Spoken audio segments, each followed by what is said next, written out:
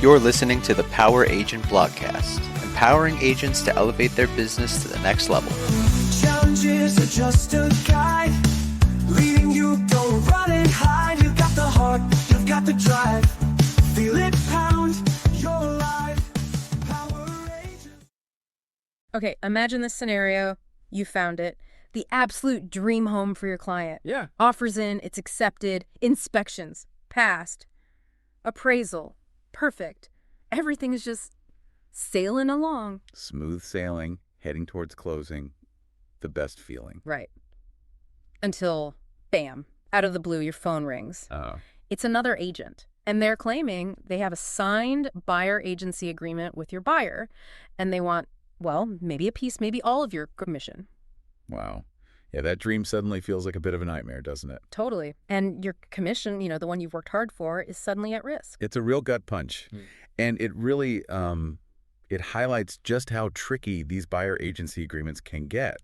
This isn't just some small mix-up. It's what you called it, a commission tug-of-war. And it can turn into a legal and ethical mess pretty quickly. Exactly. And that kind of fight is what we're really digging into today. Yeah. So our mission here with this deep dive is to pull out the really key pieces of info from the material we've looked at.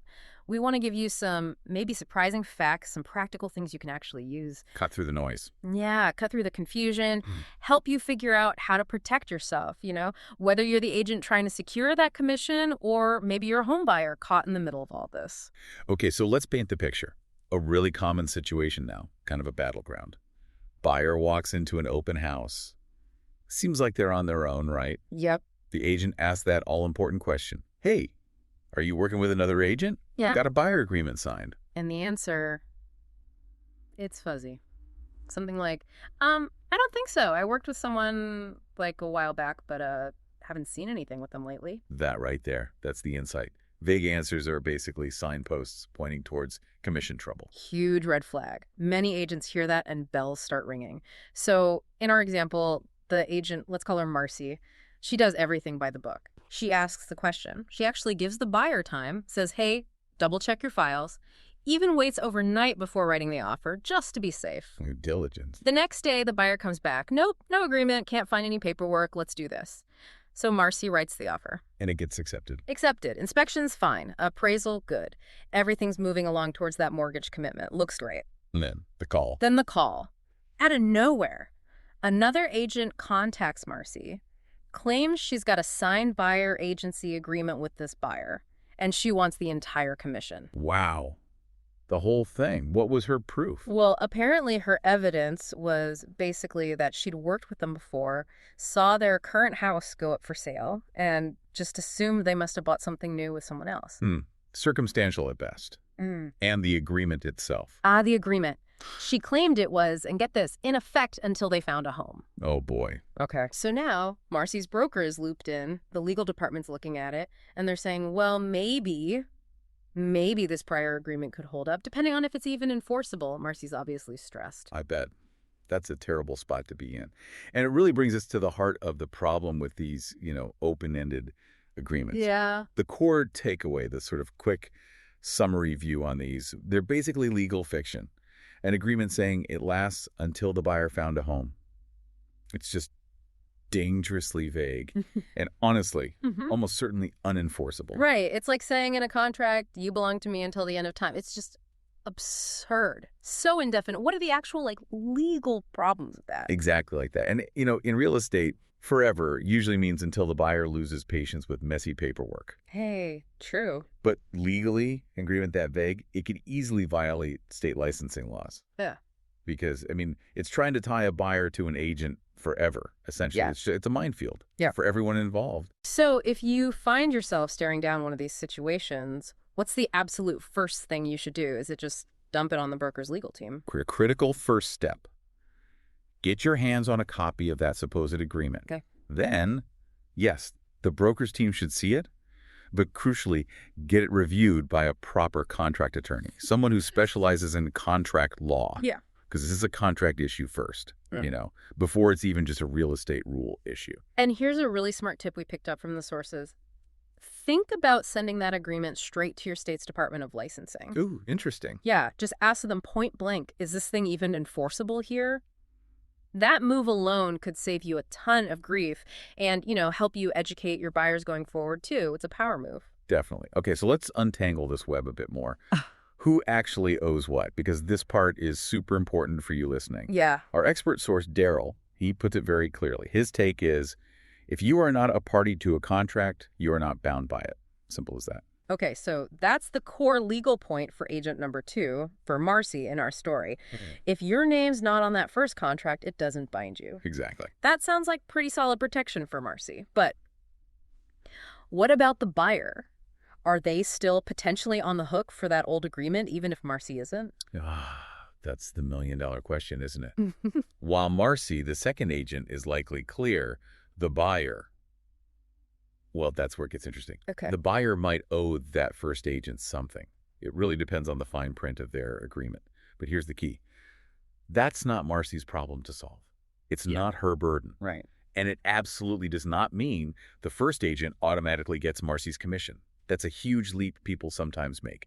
It's a critical distinction. Okay, so we've kind of picked apart the problem. Let's talk solutions. Marcy, we said, did a lot right. She asked the question, gave the buyer time. That lines up with the NA Code of Ethics, right? Making a reasonable effort to see if a buyer's already committed elsewhere. Yeah, that's standard due diligence. Asking is key.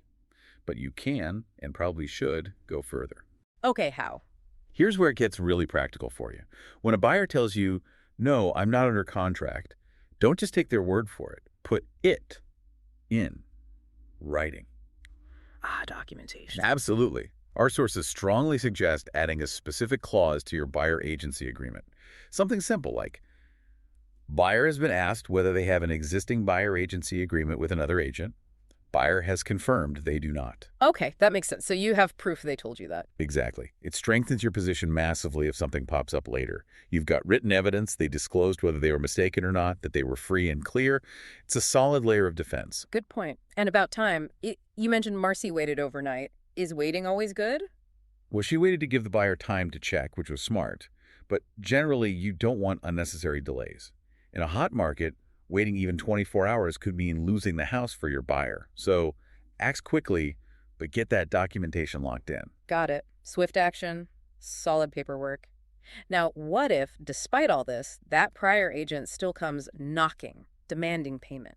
Right, the fallout. Yeah. So Darryl's coaching here for the second agent for you is pretty straightforward. First, ask for the agreement. Makes sense. Show me the proof. If they want money, they have to produce that signed contract. If they won't send it or can't, well, then you can't help them. End of story. No agreement, no basis for a claim, period. Okay. Step 1, produce the contract. What's next? Step 2, let the buyer deal with it. Remember, your fee is tied to the deal you successfully put together and are closing. If the buyer also happens to owe money to a previous agent because of some old agreement, that's strictly between the buyer and that other agent. So it's not your responsibility to sort out the buyer's past contracts. Not at all. You didn't sign it. You're not obligated by it. Okay. What else? Third, and this is more about strategy and relationships, think about making a business decision. Meaning, while you have zero legal obligation to pay that other agent a dime, you might choose to contribute something, maybe to help your buyer out of a jam, maintain goodwill, keep the deal smooth. especially if you're maybe getting the listing for their old house too. Exactly. It becomes a calculated choice, not something you're forced into. So you could actually negotiate it. Say, look, legally I owe nothing, but to make this go away, maybe I chip in $1,000, buyer chips in $1,000, we resolve it. Precisely. Or just frame it as helping the buyer. I'm not required to do this, but I want to help you out. It puts you in control. It's a business move, not a legal surrender. That's a much better position to be in. Powerful distinction. And finally, Don't get spooked by empty threats. yeah, The other agent saying they'll take the listing or sue everyone under the sun. Do your homework first. right. Get your facts straight. Understand your legal standing, like we've discussed. Get your ducks in a row. Then you can respond from a position of, well, power and knowledge, not panic. Makes total sense. Okay, let's quickly recap the main takeaways then for you navigating this newer landscape of buyer agency. Number 1, always ask buyers if they're already under contract. Number 2, document their answer. Get it in writing in your agreement. 3, don't drag your feet unnecessarily. Time can kill deals. 4, if a dispute pops up about a prior agreement, talk to a contract attorney, not just your broker's legal team. And 5, proactively build in these layers of protection before you get to closing. Be prepared. And maybe the biggest takeaway overarching all of this, stay calm. Yes. Don't let emotions take over. Do the research, understand your position, and then respond strategically, not reactively. The more you know, really, the better you can protect your business and ultimately serve your clients well. Absolutely. And it makes you think, doesn't it? In a world that runs on agreements written or unwritten, clear or fuzzy, maybe applying the same principle, asking clarifying questions, documenting things, understanding who's actually party to what, maybe that could clear up other gray areas too. Interesting thought. Beyond just real estate, you mean? In other parts of professional life or even just daily interactions. Yeah. Where else could a little more clarity up front prevent a tug of war later? Something to chew on.